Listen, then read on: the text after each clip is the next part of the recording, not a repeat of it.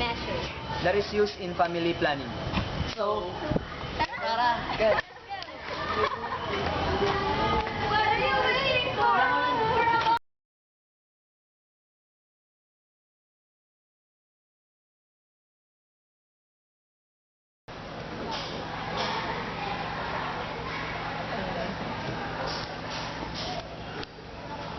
Good morning po, ma'am. We are here to interview you about the contraceptive measures used in family planning. So, number one is, what do you know about contraceptive measures? Okay, it is used to prevent pregnancy. As a family, you must plan on how to if you are ready to have a child, for you to be ready to raise the child. Okay, so that is contraceptive to prevent pregnancy if you are not ready. Okay, next. Next po, ma'am. Which kind of contraceptive measure is better? Artificial or natural? And why? For me, it is artificial. I use IUD. For 3 years, I use IUD, and it is for me it is safe to use. Next. And what are the artificial contraceptive materials are commonly used? For the accessibility, condoms and pills, because it is ready for in market. Next. And as a teacher po, ma'am, how can you promote the use of contraceptive measures in family planning? I am a teacher, so I can tell them, educate them on how to use the contraceptive if you have a family. Not yet, for now it is not it is not permissible to use that contraceptive in young or teenagers. Okay, so educating them and informing them about the contraceptives and what is the effect if they use that too early. Okay. Interview you about contraceptive measures. So here are the questions. First, what do you know about contraceptive measures? Contraceptive measures are the measures used in family planning. Okay, thank you.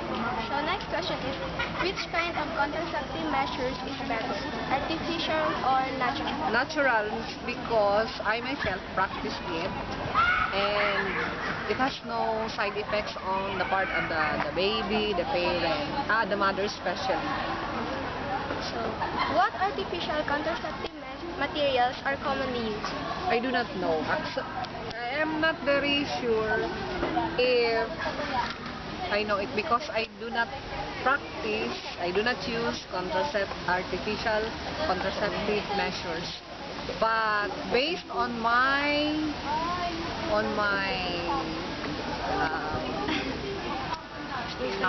survey from my friends, from the parents, they are using condoms because condoms are accessible and cheap.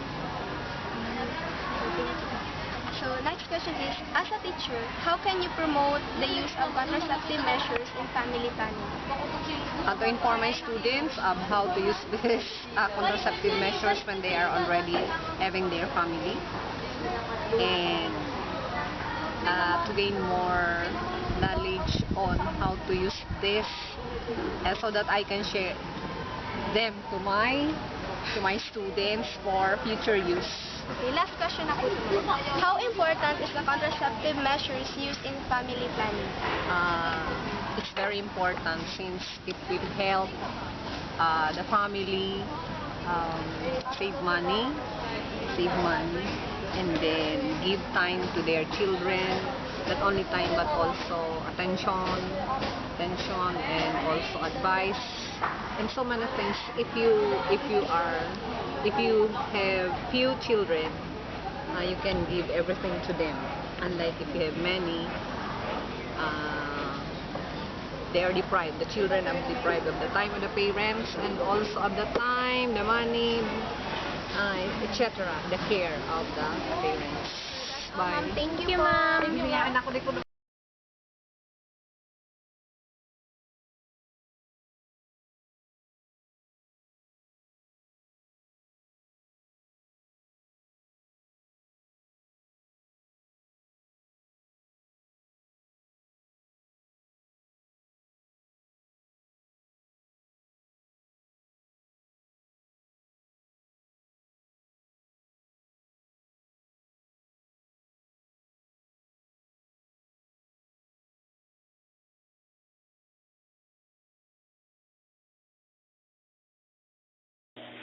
But what is contraception?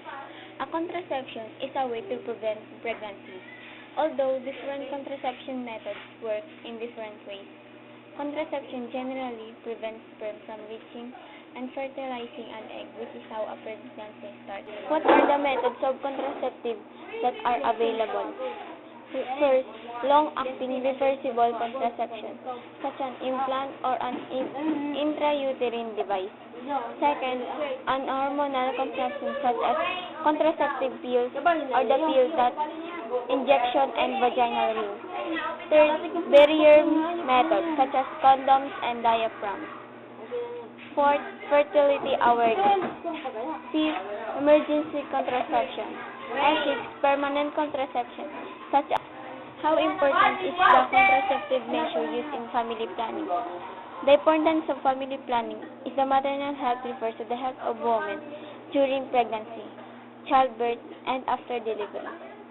While motherhood is often a positive and fulfilling experience, certainly associated with suffering, ill health, and even death.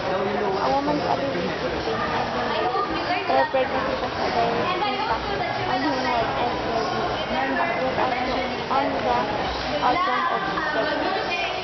It is the contraceptive method that is the natural.